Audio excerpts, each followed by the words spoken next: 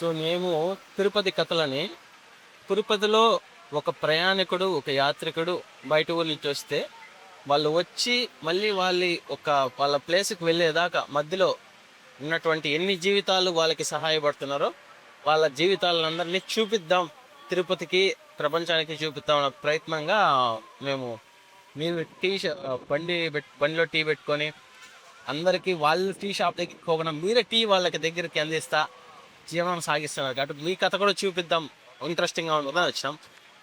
So first చెప్పండి, అసలు ఎప్పటి నుంచి ఇది చేస్తున్నారు, ఎప్పుడు స్టార్ట్ అయింది మీ ప్రయాణం? ఇది 2021-22 నుంచి స్టార్ట్ చేస్తాను. మా జీవనం దీని ద్వారా కూడా బాగానే ఉంది. ఎలాంటి ఇబ్బంది లేకుండా ఇది ఆపినామంటే కొన్ని కష్టాలు వస్తాయి. ఇది ఆపుకొని రన్ చేసినామంటే మా బిడ్డలు కానీ, మా భార్య కానీ, మా కుటుంబం కానీ చాలా ఆనందంగా సంతోషంగా ఉంది.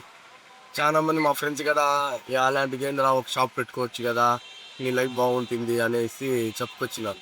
షాప్ అంటే రెంట్ కట్టాలి, కరెంటు బిల్లులు కట్టాలి, అన్నీ కట్టాలి. ఇదైతే భగవంతుడి సన్నిధానంలో 10 మందిని చూస్తాము, 10 మాటలు నేర్చుకుంటాము, హ్యాపీగా మనసు చాలా ప్రశాంతంగా ఉంటుంది. రోడ్డు పైన ఉందామనే ఒక ఫీల్ లేదు. 10 మంది తాగినా కదా బాబు షాప్ లేకన్నా మీ దగ్గర టీ చాలా సూపర్గా ఉంది, బాగుంది అని చెప్పి మమ్మల్ని చాలా ఆనందంగా మాట్లాడి హ్యాపీగా చెప్పి వెళ్తున్నాను.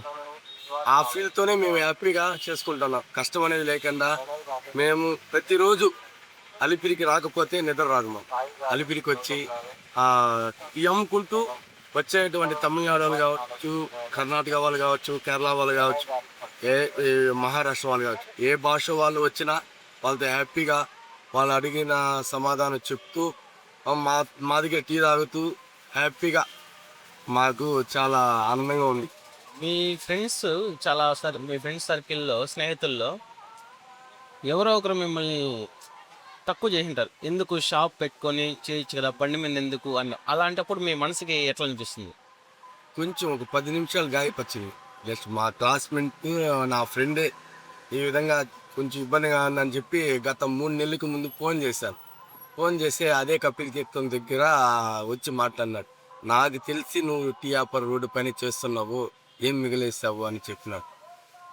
ఒక చెప్పిన తర్వాత 2 నిమిషాలు బాధేసింది, కానీ నేను బాధపడలా. ఎందుకంటే నాకు రోడ్డు పైన టీ అమ్ముకుంటూ కూడా హ్యాపీగా ఉన్నానంటే ఇప్పుడు అదే టీ షాపు ఒకవేళ తీసుకుంటే రెంట్ కట్టలేని పరిస్థితుల్లో మూసేసినామంటే నా బంధువులు కావచ్చు, నా ఫ్రెండే కావచ్చు, ఏమరా 3 నెలలు పెట్టుకున్నావి, 2 నెలలు పెట్టుకున్నాము, ఏమి మా బాడీలు కట్టలేకనా, కరెంటు బిల్లు కట్టలేకనా, రన్ చేయలేకనా, ఎందుకు మూసేసినావు అంటారు. అదే మేము ఇప్పుడు ఒక 10-12 నెలలుగా చేస్తున్నాము, ఎలాంటి ఇబ్బంది లేదు, హ్యాపీగా చేసుకుంటాను, హ్యాపీగా వెళ్తుంది. మీ దగ్గర వచ్చిన కస్టమర్స్లో మర్చిపోలేని కస్టమర్, అబ్బా ఈయన టీ కోసం వెళ్ళరా మన స్నేహితుల్లాగా వచ్చాడు మాట అనిపించే సందర్భం ఉందా? ఒక్కసారి అనిపించింది. తమిళనాడు నుంచి ఈశ్వర్ అనేసి ఒక ఆయన వచ్చాడు, పేరు కూడా గుర్తుంది. చాలా చాలా హ్యాపీగా మాట్లాడాడు. తన కుటుంబంలో ఒక వ్యక్తిలాగా మాట్లాడేసి హ్యాపీగా వెళ్ళాడు అనమాట. మా దగ్గర ఫోన్ నెంబర్ తీసుకెళ్ళాడు. ఎప్పుడైనా మీకు తిరుపతికి వచ్చినప్పుడు ఖచ్చితంగా ఫోన్ చేస్తాము, మీరు ఇక్కడే ఉంటారా అనేసి సందర్భాలు అనిపించింది. ఇప్పుడు క్వశ్చన్ అడుగుతాం, మీ ఇంట్లో మీ వైఫ్ చేసే టీ బాగుంటుందా, మీరు పెట్టే టీ బాగుంటుందా? మా వైఫ్ అంటే ఒక 5 మందికి 6 మందికి చేస్తుంది కాబట్టి తను పెట్టే టీ బాగుంది. వైఫ్ కాబట్టి అట్లా చెప్పాలంటారు, ఇంకా తప్పదా? లేని ఇంటికి పోతే ఫుడ్ ఉండదు మళ్ళీ. మీరు ఈ టీ బండి పెడతారు కదా, మీకు మీ ఆదాయం ఎంత మాత్రం ఉంటుంది? మీ లైఫ్ జీవనానికి సరిపోయేది ఉందా? జీవనానికి రోజుకి ఒక 600-700 వస్తుంది. మా జీవనానికి సరిపోతుంది. మా తన్నే అన్నాడు, మా కొడుకే అన్నాడు, దాన్ని నువ్వు టీకి వెళ్ళకపోతే చాలా ఇబ్బంది అయిపోతుంది, కుటుంబం నడిచేది చాలా కష్టము, నువ్వు టీకి వెళ్తే మనం హ్యాపీగా ఉంటాము, కూలింగ్ తింటాము, హ్యాపీగా ఉంటాము, ముందు డాడీ నువ్వు వెళ్ళడం లేదు అనేసి ఒక 3 నెలలకు ముందు నా కిరుడు బాగుంటుంది. ఇప్పుడు చాలా మంది చూస్తూ ఉంటే సమాజంలో షాప్స్ ఉన్నాయి, అది ఉన్నాయి, కొంచెం వాళ్ళ పిల్లలు స్కూల్లో అడిగినప్పుడు మీ నాన్న ఏం చేస్తున్నారంటే ఈ పని చేస్తున్నారు, వర్క్ చేస్తున్నారు చెప్పడం కొంచెం నామోషికి జంకుతారు. మీ పిల్లలు అట్లా ఎప్పుడన్నా చెప్పుకొని మీతో ఏమైనా బాధపడ్డే సందర్భాలు ఉన్నాయా? లేదు, హ్యాపీగా చెప్తున్నా. మా నాన్న అలిపి దగ్గర టీ అమ్ముతాడు, మా నాన్న టీ మాస్టర్ అని హ్యాపీగా చెప్తున్నా. అలాంటిది ఫీల్ అవునాయి. ఎందుకంటే పిల్లలు స్కూల్లో ఎలా ఉంటారంటే కొంచెం తక్కువ అన్నట్టు ఫీల్ అయిన మనం తక్కువ అన్నట్టు ఫీల్ అవ్వడానికి ఛాన్సెస్ ఎక్కువ ఉంటాయి. అట్లా ఏమన్నా ఫీల్ అయిన సందర్భాలు ఎప్పుడైనా చెప్పుకున్నా, అరే నా కొడుకు చెప్పకపోయినా నాకే అనిపిస్తోంది, ఎక్కడో కొంచెం మనసులో బాధపడుతున్నాడేమో, తక్కువగా ఉందేమో అనే అనిపించి అప్పుడేమన్నా మీకు ఆలోచన వచ్చింది ఎప్పుడన్నా అట్లా ఉంటుంది స్కూళ్ళల్లో? ఒకసారి వచ్చింది. మళ్ళా నా బిడ్డతోనే చెప్పుకున్నా, నాన్న మనము ఒకవేళ నీకు ఎక్కువగా ఇమేజ్ కోసం మన ఏదైనా షాప్ తీసుకొని షాప్లో బాగా ఇదిగా చేయాలనుకుంటే, ఒకవేళ కట్టలేని పరిస్థితులు మూసైనా అంటే నీకు తక్కువ వచ్చింది నాకు తక్కువ వచ్చింది అయినా మనం చేసే బిజినెస్ బాగుంటుంది, అలాంటి చిన్నతనం చూసేవాళ్ళని పక్కకు పెట్టేసేయి, నువ్వు ఫీల్ అవ్వద్దు అని చెప్పుకున్నాను. ఎంతమంది నా పిల్లలు? ఒక బాబు ఒక పాప. పాప ఏం చదువుతున్నారు? పాప వచ్చి గీతం కాలేజీలో ఇంటర్ సెకండ్ ఇయర్, బాబు వచ్చి ఫోటోగ్రాఫర్. ఎక్కడ? తిరుపతిలో? తిరుపతిలో మన ఏరియాలో ఫ్రెష్ కాలేజ్. అంతా ఇంట్లో ఎట్లా అన్ని పరంగా సౌకర్యాల పరంగా మంచి చెడ్డ బాగున్నాయి అంతా? కష్టాలు? కష్టాలంటే గత 3 నెలలకు 6 నెలలకు ముందు చాలా ఇబ్బంది పడినాం, తిండికి లేకుండా ఇబ్బంది పడినాము. మళ్ళా భగవంతుడి సన్నిధానంలోనే ఆయనే పిలిచి చేసుకున్నాను. నన్ను వదిలి వెళ్తే నీకు అలానే ఉంటుంది రా బాధలు, నువ్వు మళ్ళా నా దగ్గరికి రా. తల్లి ఒడిలోకి చేరితే బిడ్డకు ఆ కడుపు నిండా ఆహారం వస్తుంది. అదే తల్లిని కాదని చెప్పి పక్కకి వెళ్ళానుకో, వాడు ఆ రోజంతా పస్తే ఉంటాడు. కాబట్టి కన్న తల్లిని వదిలినోడు, మనం నిలబడిన భూమిని వదిలినాడు, జీవితంలో బాగుపడలేదు. మీరు ఎన్నో ఏరియాలో టీ అమ్ముంటారు కదా, ఏ ఏరియాలో చేస్తే మనకు బెస్ట్ సేల్ అవుతుంది ఈరోజు అనిపించింది? మనం ఎన్నో ఏళ్ళనే ఇంతకుముందు హాస్పిటల్ సిమ్స్లో చేస్తాను, బెస్ట్ బాగానే ఉన్నింది. కాకపోతే అక్కడ క్యాంటీన్ వచ్చే కొందికి ఇబ్బంది అయిపోయింది. మళ్ళా జస్ట్ మళ్ళీ అలిపిరికే వచ్చి చేసుకుంటాను. అలిపిరిలో ఎంతో మంది చూస్తూ ఉంటారు కదా, అంటే ఇప్పుడు నేను ఒక తిరుపతి వాడిని తెలుసు, పోలీసులు వాళ్ళు వస్తూ ఉంటారు, తరుముతూ ఉంటారు. అట్లా అన్నప్పుడు ఇక్కడికి బండి వేసుకొని పోవడం కొంచెం ఇబ్బందికరంగా ఉంటుంది. ఆ సందర్భంలో మీకు అనిపించలేదా? అనిపించింది, కానీ మన జీవనాథుడు ఇదే కాబట్టి రిక్వెస్ట్ మీద, సార్ కొంచెం సార్ వెళ్ళిపోతాను సార్, 5 నిమిషాలు సార్ వెళ్ళిపోతాను సార్, ఎలాంటి ట్రాఫిక్ ఇబ్బంది లేదు సార్ అనే రిక్వెస్ట్ మీద చెప్పుకుంటూ అటు ఇటు వెళ్ళిపోతాను. మీ ఒపీనియన్లో తిరుపతిలో బెస్ట్ టీ దొరికే ప్లేస్ అంటే ఏం చెప్తారు మీరు? అంటే మీరు టీ సెల్ చేసే వాళ్ళగా తిరుపతిలో మీరు తాగిన దాంట్లో మీకు తెలిసిన దాంట్లో ఈ బెస్ట్ టీ ప్లేస్ అంటే? అదే నేను చెప్తాను, పైలా అంటారు. మైలా ఐటమ్ ఇక్కడ ఏమి స్పెషాలిటీ? ఎందుకు అంత మీకు అసలు? అంటే అక్కడ ఏం స్పెషల్ అంటే వాళ్ళు ఇచ్చే దాన్ని బట్టి జనాలు ఒక ఇదిగా ఫీల్ అవుతారు అనమాట. ఇప్పుడు జనరల్గా ఉంటారు, ఇప్పుడు కొంతమంది కాఫీ అంటారు, కొంతమంది టీ అంటారు. మీరు సపోజ్ మీ దగ్గర టీ లేదనుకోండి, కాఫీ ఒకటి, వాళ్ళని ఎట్లా కన్విన్స్ చేస్తారు మీరు? లేదని చెప్పకూడదు, కానీ వాళ్ళకి వాళ్ళు పేస్ని బట్టి ఏదో ఒకటి, సార్ తాగండి సార్ కొంచెం మైండ్ రిలీఫ్ అవుతుంది, టీయే కాదు కాఫీ కూడా తాగండి సార్, ఒకసారి టేస్ట్ చూడండి సార్, మన దగ్గర లేదని కాకుండా చూడండి సార్, ఒకసారి టేస్ట్ చూడండి, టీయే కాదు కాఫీ కూడా తాగండి అని చెప్పి ఎప్పుడైనా ఎవరికైనా ఫ్రీగా టీ ఇచ్చినారా? ఇచ్చా. ఇక్కడ మన పార్క్ దగ్గర, మున్సిపల్ పార్క్ దగ్గర కుష్టి వ్యాధి ఉంటారు, శనివారం మార్నింగ్ 6 గంటలకు 6:30కి ఇస్తాం. దానికి ఆడిటోరియం జగన్నాథ్ మా రాష్ట్ర కార్యదర్శి, ఆయన ద్వారా కూడా ఆయన ఆధ్వర్యంలో ఆయన చేసుకుంటూ సేవలో నాకు కొంచెం మన శ్రీరాముడికి ఉడత భక్తి ఎలాంటిదో ఆ విధంగా నాకు కొంచెం ఒక ఇదనేది వస్తుంది. మనం చేసే పాపాల్లో పుణ్యాల్లో వాళ్ళకు ఒక 5 మందికి 10 మందికి టీ ఇచ్చామంటే మనకు ఇదిగా ఉంటుందని చెప్పి ప్రతి శనివారం ఉదయం 6 గంటలకు 6:30 ప్రాంతంలో మన పార్క్ దగ్గర, మున్సిపల్ పార్క్ దగ్గర టీ ఇస్తా ఉన్నా.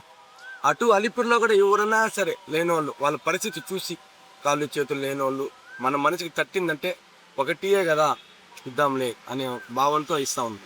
ఎప్పుడైనా జీవితంలో అనిపించింది ఈ వృత్తిలో ఉన్న తర్వాత తాపేద్దాం, నా వల్ల కావట్లేదు, ఓపిక లేదు ఇంకా అనిపించింది ఎప్పుడన్నా?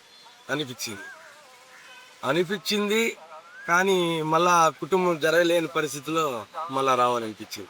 మీలాగా ఎంతో మంది భర్తలు, తమ్ముళ్ళు, అన్నలు ఇట్లా ఒక మగవాడి జీవితంలో ఆ జీవితం అనే ఒక కుటుంబం అనే ఒక బండిని లాగడానికి ఎంతో కష్టపడుతూ ఉంటారు.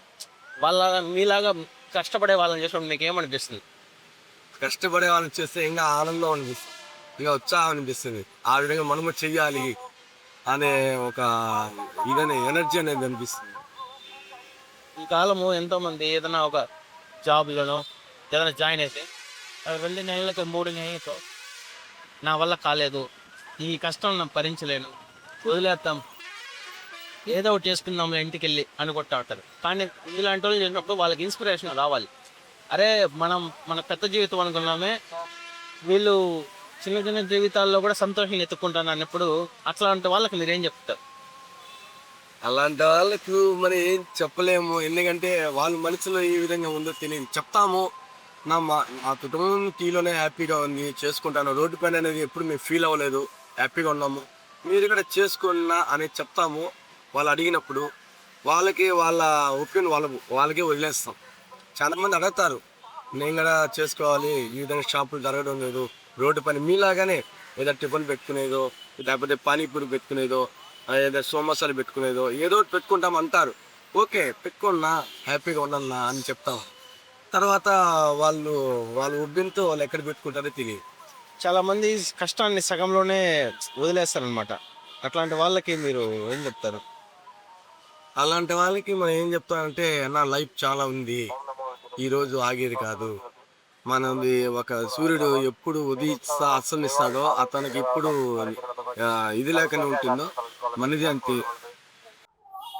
ఇక్కడ అలిపిరిలో మీలాగా ఎంతో మంది ఉంటారు కదన్న, వాళ్ళని చూసినప్పుడు వాళ్ళ కష్టాలు, ఇప్పుడు మీరు చూస్తే క్లీన్ చేసేవాళ్ళు, ఆటో వాళ్ళు, జీప్ వాళ్ళు, ఎంతో మంది ఎన్నో రకాలుగా కష్టాలు పడుతుంటారు. ఎప్పుడన్నా అరే పక్కన వాళ్ళ కష్టం కూడా ఉంది, మందే కాదు అని చెప్పి అంటే మీరు ఒక వ్యాపారిగా కాకుండా ఒక నార్మల్ హ్యూమన్ గా చూసినప్పుడు మీకు ఎప్పుడన్నా కలికి అనిపించిన సందర్భాలు ఉన్నాయా? ఉన్నాయి, చెప్పాను, చాలా సార్లు అనిపించింది. ఇందులో మందే ఇది లైఫ్ అనుకుంటే వాళ్ళ లైఫ్ ఇంకా చాలా కఠినంగా ఉంది అనేసారి చాలా మాట అనిపించింది. కానీ మన దగ్గర అంత డబ్బులు లేదు, మన సహాయం చేసే అంత డబ్బులు లేదు. భగవంతుని కోరుకునేది అంతే, స్వామి ఎప్పుడు ఆనందంగా ఉండమని చెప్పు, హ్యాపీగా ఉండమని చెప్పు, అదే లైఫ్. సహాయం చేయకపోయినా పర్లే, సహాయం చేయాలన్న మనసు ఉంది కదా, అది సరిపోతుంది. యాక్చువల్ గా ఇప్పుడు ఈ కాలం ప్రజలకి ఏంటంటే సహాయం చేయిస్తేనే మంచి అనుకో, సహాయం చేయకపోయినా అరే వాడికి నష్టం జరిగింది, వాడికి ఏదో విధంగా మంచి జరిగితే బాగుండు అనుకో మనస్తత్వం వచ్చినా చాలు. ఆ మనస్తత్వం లేక భగవంతుడు వెంకటేశ్వర స్వామి కోరుకునేది ఒకటే, అది 2026 కావచ్చు, 27 కావచ్చు, నా వంతు సహాయంగా ఈ వ్యాపారం చేసుకుంటూ 10 మందికి, నిరుపేదలకి 10 మందికి రోజు ఉదయం శనివారం రోజు ఏదో టిఫిన్ కావచ్చు, పులిహార కావచ్చు, పెరుగన్నం కావచ్చు, ఏదో ఒకటి చేయాలని ఒక తపన, నాకు ఒక కోరిక. ఆ భగవంతుడు నాకు బలాన్ని ఇవ్వాలని కోరుకుంటున్నాను. ఆ మనసు ఉంది, అది మంచి మనసు. ఇప్పుడు తిరుపతిలో మీరు పుట్టి పెరిగినంత తిరుపతి అన్నా మీరు? లేదు, సొంత ఊరు చిత్తూరు జిల్లా పెనుమూరు మండలం పెనుగొండ కనికాపురం. అక్కడి నుంచి ఇక్కడికి రావాలి ఎందుకు అనిపించింది అసలు? అక్కడ బతుకు లేదు. ఏం చేసేవాళ్ళు అక్కడ? అక్కడ మన బ్యాంగిల్స్, మట్టి గాజులు అమ్ముతున్నాము. అక్కడ బానే ఉంది. విలేజ్ పరంగా బిడ్డలు ఇంప్రూవ్ అవ్వాలన్నా, ఏదన్నా ఒకవేళ ఉద్యోగం జాబ్ కావాలన్నా తిరుపతి అనే కాదు, ఒక టౌన్ మార్గంలో ఉంటే 10 మందిని చూసి నేర్చుకుంటారు, హ్యాపీగా ఉంటారు అని చెప్పి టౌన్కి రావాలని అనుకుంటున్నాను. ఫస్ట్ వచ్చిన మీ బ్యాంగిల్స్ లో వచ్చిన ఆదాయానికి ఇప్పుడు వచ్చే ఆదాయానికి ఏం తేడా ఉంది?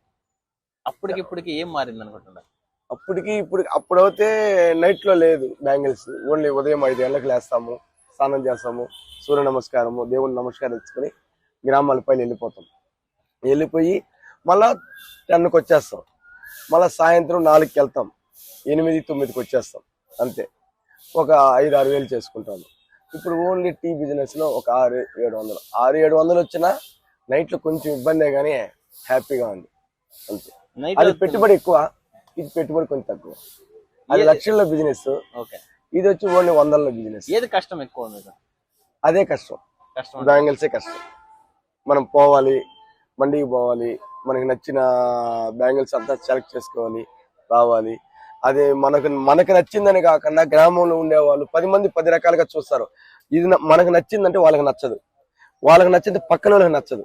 అట్లా డిజైన్ ఒక్కొక్క ఇంటికాడ కూర్చుంటే 10 మంది వస్తారు, 10 మంది లేడీస్ ఇది ఈ గాజు, అది ఆ గాజు, ఇది అది అని చెప్తా ఉంటారు, రకరకాలుగా చెప్తా ఉంటారు అన్నమాట. మీ బాబు ఫోటోగ్రాఫర్ అన్నారు కదా, తను ఏదో సంపాదిస్తుంటాడు. సంపాదించేదన్నా మీకు గిఫ్ట్ ఏదైనా ఇచ్చినాడు ఎప్పుడన్నా? ఇచ్చారు, వాళ్ళ మమ్మీకి ఇచ్చారు మదర్స్ డే రోజు. ఇచ్చినప్పుడు మీకు ఏమనిపించింది? వాళ్ళ మమ్మీ చాలా ఆనందపడింది. ఓకే.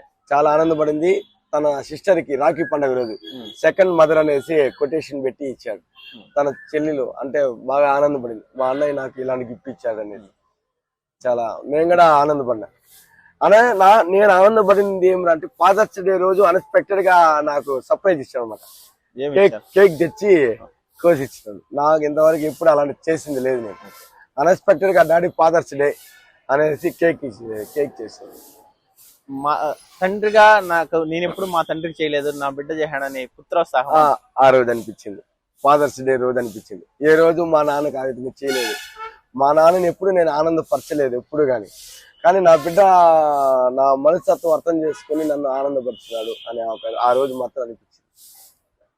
ఫాదర్స్ ఎప్పుడు ప్రొవైడరే, అంటే ఫుడ్, బెడ్, మంచి చెడ్డ అన్ని చేసేవాళ్ళు. తల్లి అనే ఆమె ఇల్లు చక్కబెట్టుకుంటుంది బాగుంది. కానీ ఇవంత చేసిన ఫాదర్ అనేవాడు ఒక కుటుంబంలో పెద్దవాడైనప్పటికీ చివరిగా ఏమన్నా కావాలంటే ఫాదర్కే వచ్చేది. అందరికి అన్ని ఇచ్చి మళ్ళీ ఫాదర్ తీసుకుంటాడు. ఆ సందర్భంలో మీకు ఎట్లా అనిపిస్తుంది? ఆ సందర్భంలో ఎట్లా అనిపిస్తుంది అంటే మనము ముందు ఎలా ఉన్నాము, ఇప్పుడు ఎలా ఉన్నాము, మన బిడ్డ దగ్గర ఎలా నడుచుకోవాలి అనే భావన ఏర్పడుతుంది అంతే. తల్లి దగ్గర మన దగ్గర చెప్పలేని తల్లి దగ్గర చెప్పుకుంటారు, కానీ మనం వాళ్ళని చూసి మనము ప్రెసిడ్ అవుతాం. ఇప్పుడు చాలా మంది మీరు ఫ్రెండ్స్ ఉంటారు, ఏ మాత్రం చదువుకున్నారు మీరు? మేము ఇంటర్ దాకా చదివినాము. మా ఫ్రెండ్స్ అయితే ఇప్పుడు కూడా అక్కడక్కడ కనబడతారు. నేనే కొంచెం ఒక ఫీల్ తో వాళ్ళకి ముఖం చూపించిన. మా ఫ్రెండ్స్ అయితే ఒకరు పోలీసు, ఒకరు మిలిటరీ, ఒకరు డాక్టర్, ఒకరు కోర్టులో అటెండర్ గా పనిచేస్తుంటారు, కొందరు ఫైనాన్సర్ గా ఉంటారు కొండపైనే. కానీ వాళ్ళందరూ వస్తా అంటే చూసి అదొక విధంగా ఉంటా. కానీ క్రైమ్ లో కూడా మా ఫ్రెండ్ ఉన్నాడు, బెస్ట్ ఫ్రెండ్. ఎప్పుడు అన్ఎక్స్పెక్టెడ్ గా 2022లో 23లో కలిశాడు ఇక్కడే. నేను చూడలే, ముఖం దాచిపెట్టుకుంటే రే ఫ్రెండ్ కదంతా దాపిరికని ఉన్నది రా, నువ్వేం చేస్తున్నావు, నువ్వేనా దొంగతనం చేస్తున్నావా? లేదు కదా, రోడ్డు పైన టీ అమ్ముకుంటున్నా నీ కుటుంబం కోసం, నీ బతుకు కోసం, నాతో మాట్లాడడానికి ఎందుకు నీకు సిగ్గు అని చెప్పి హ్యాపీగా మాట్లాడినాడు. సందర్భంలో చాలా ఆనందపడినా, చాలా గర్వపడినా. వాడు ఒక పోలీస్ గా ఉండి ఒక స్థానంలో నుంచి నన్ను గుర్తించి నన్ను ఒక ఫ్రెండ్ లాగా, మనమంతా ఒక ఫ్రెండ్ రా, చిన్ననాటి క్లాస్మేట్స్ మనమంతా, ఎందుకు మొగంతో చాటుకుంటున్నావు అని చెప్పినప్పుడు చాలా ఫీల్ అయినా నేను. తన జాబ్ కూడా పక్కన పెట్టి మన రోడ్డు పైన మనలాగా కూర్చొని 10 నిమిషాలు మాట్లాడినాడంటే హ్యాపీగా ఫీల్ అయినా నేను. సో ఎంతో మంది మీలాగా చిరు వ్యాపారులు ఎంతో కష్టం పడి వాళ్ళ జీవితాలని, వాళ్ళ కుటుంబాలని ఉన్నత స్థాయిలో చూడాలని చాలా ప్రయత్నిస్తూ ఉంటారు, చాలా ఆకాంక్షిస్తూ ఉంటారు. అలాంటి వాళ్ళ కష్టం ఫలించి వాళ్ళకి ఎంత మంచి జరగాలని మా తిరుపతి కథల పేజ్ నుంచి మేము కూడా మనస్ఫూర్తిగా కోరుకుంటున్నాం. Okay, thank you. Me side నుంచి మీరు కూడా తిరుపతి ప్రజలకి, లేదంటే కెమెరా చూసేప్పుడు తిరుపతి ప్రజలకి అందరికీ చెప్పాలంటారు? ఒకటే విన్నపము, రోడ్డు పైన మన బిజినెస్ చేస్తామని చెప్పి ఎవరు చిన్న చూపుగా చూసుకోవద్దండి. ఈ రోజు ఈ తిరుపతిలో అలిపిరే కావచ్చు, కపిల్ తీర్థం కావచ్చు, అన్నారావు సర్కిల్ కావచ్చు, పద్మావతి మహిళా యూనివర్సిటీ కావచ్చు, ఎక్కడైనా కావచ్చు, ఫుట్పాత్ మీద వ్యాపారం చేస్తున్నటువంటి ప్రతి ఒక్కరికి మనము మన కుటుంబం కోసం, మన బిడ్డల కోసం మనం కష్టార్జితాన్ని తెలియజేసి మన బిడ్డల యొక్క ఆనందాన్ని మనము తెలియజేసుకోవాలనేసి అందరికీ మనసారా ప్రార్థిస్తున్నాను. ఎందుకంటే ప్రతి ఒక్కరు ఏదో అనుకుంటారు, అవి ఏది మనసులో పెట్టుకోవద్దని. మన జీవనం, మన కుటుంబం, మన బిడ్డలు అనే, మన భార్య అనే ఒక ఆలోచన పెట్టుకొని ప్రతి ఒక్కరికి ఫుడ్ అనేది నీట్గా ఇవ్వండి. వాళ్ళు బాగుంటే మళ్ళా రేపు అలాంటి జాగాలో బాగుంది అని చెప్పి ఒకరికి 2 అవుతారు, 2కి 3 అవుతారు. అలా వ్యాపారాన్ని పెంచుకుంటూ మనం వెళ్దాము. అందరికీ ఇదే నా విన్నపం. జై హింద్, జై నమో వెంకటేశ్వర.